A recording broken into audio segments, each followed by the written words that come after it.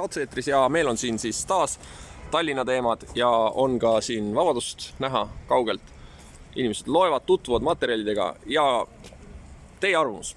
Et küsimus on siis selline Vitali Džuganile, et kas see G4S auto, mis pargib siin Filmime autot.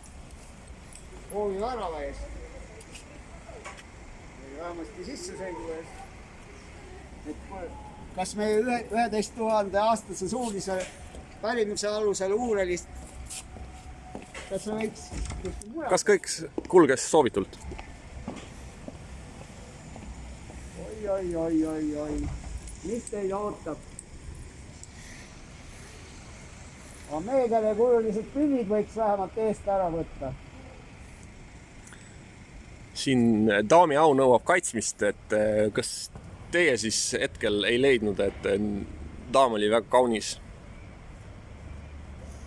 Mul on eelarvamus, et kui inimene kannab meegale kuulisi prille, ehk siis ADL sionistlikke ülemvõimu sümboleid, et siis mul tekib tahtmine kaunitust hinnata, kaob ära tähendab.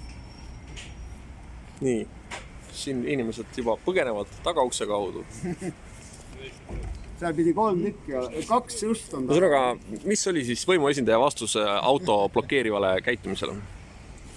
Ma vist pean hakkama vene keelde tõlkama seda. Roppu serbo-horvaadi keelde. Jaa, aga Elmar Vaher on mulle politsei tõlke eest Võlgu. Võlga viimased 17 aastat. Et kahjuks ma ei saa nagu sellele pühendusele. Ilma tasub. Võib-olla lahkume siit sõbralikku sponsorbaari Unibet Arenale.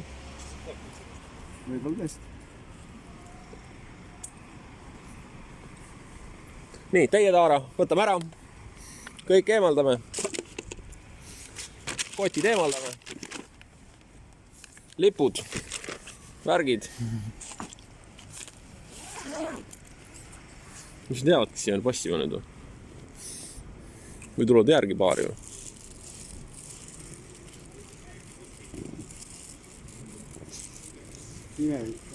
See politsei auto ajab sükst vingu. Jõhkralt haiseb reis. See on ikka täitsa kohutav. Nii, veel tulevad mõned.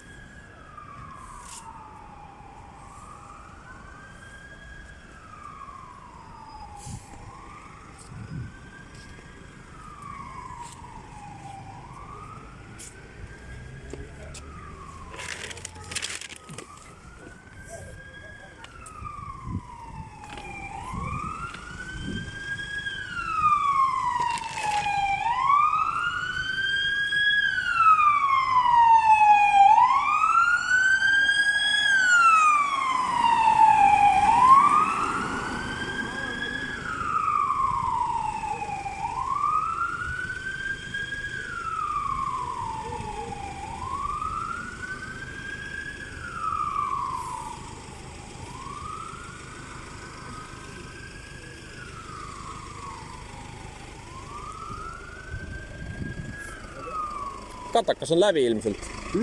Katalüsaator jupsib. Midagi on.